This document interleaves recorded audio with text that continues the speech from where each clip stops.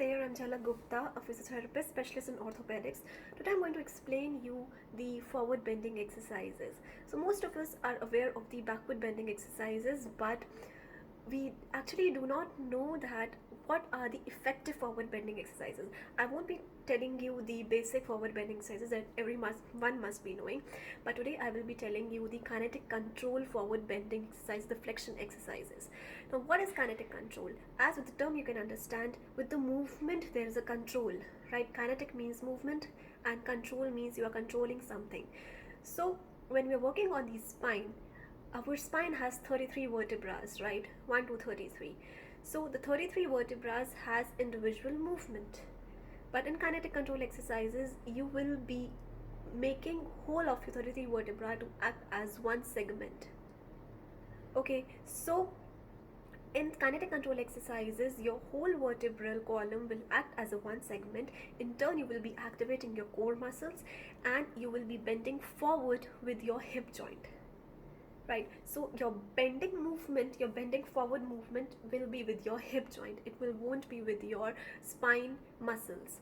Spine muscles will be activated with your core activation and you're bending forward with your hip muscles. So basically in kinetic control, you are stabilizing your whole segment of the spine that will act as, say for example, a stick which is resting on your hip bone. So you're moving with your hip bone with your core activation and your spine will move as a one segment. Your spine segments will not move individually, they will move as a one segment. So the kinetic control exercises are actually, you won't learn in one day, it will take time, but these has proved to be very effective for my patients.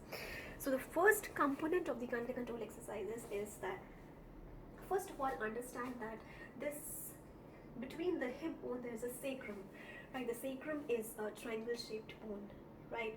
So sacrum has movement. In this I am dealing with the sacrum movement, like sacrum will move forward and sacrum will move back.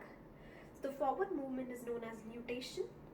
The backward movement of sacrum is known as counternutation. So it is a reverse triangle. The base of the triangle is up. So the sacrum is fused bone. The 5 vertebra S1 to S5 is a fused bone and it works as one segment which is present between the hip joint, right? So sacrum is moving as one joint. So whenever there is a nutation of the sacrum, right, in turn our pelvis moves back. When there is a counter nutation of the sacrum, the pelvis moves front. So when there is a nutation of the sacrum, the pelvis moves back, in turn your spine will flatten. Right, so or in the case of the forward bending exercises, your sacrum counter nutation should be there so that your pelvis move forward and in turn your spine also straighten up. Right, in all the flexion based exercises and in those in whom you are not suitable with the extension exercises, do not do the sacrum exercises which involve the sacrum forward bending, the nutation of the sacrum. Always tilt your pelvis anteriorly so that your sacrum moves back. So the first component involves the core activation, right? So stand straight, hands by the side, activate your core, move your hip back, right? Your whole spine will act as one segment. Bend down 10 to 15 degrees. Imagine that your whole spine is a stick. I'm not moving with my spine.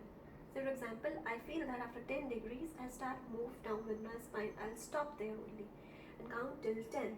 1, 2, 3, 4, 5, 6, 7, 8, 9, 10.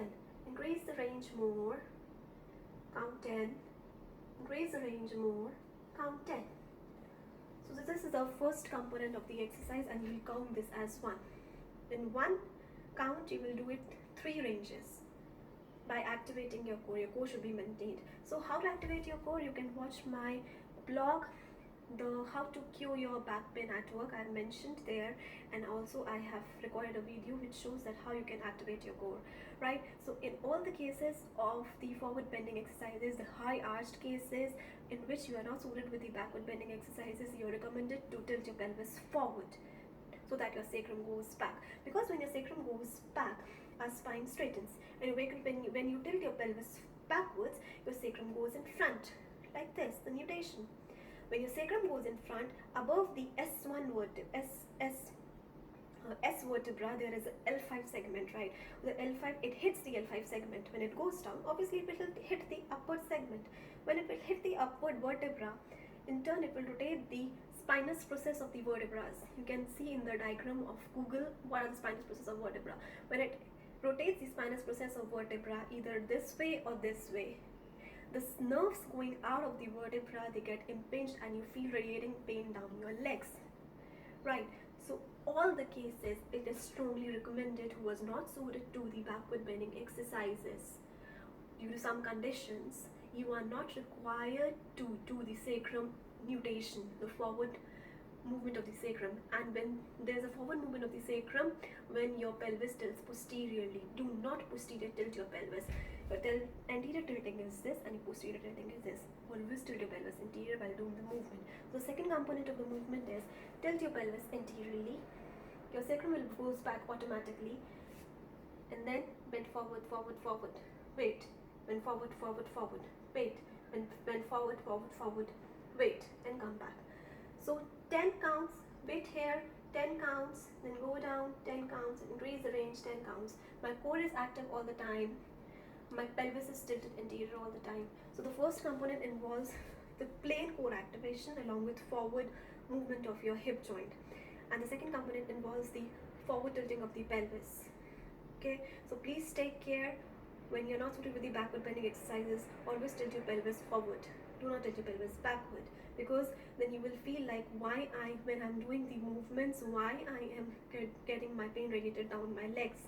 Because sometimes when we are doing with the normal forward bending exercises, our pelvis tilts posteriorly somehow, which in turn makes the sacrum into forward bending position, nutation position. The sacral nutation hits your vertebra, in turn impinge your nerves.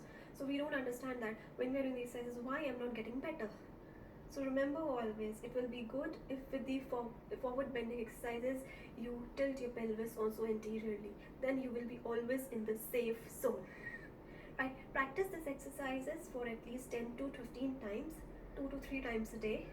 Okay, and you won't get used to this exercise in 1 week or so. It will take time, but keep on doing, and I'm sure your pain will be relieved to much of the extent, and your core muscles and your lumbar flexion muscles will become stronger. For any questions, you're most welcome to ask me in the comment section of my blog. I'll be happy to answer. Bye bye until the next video.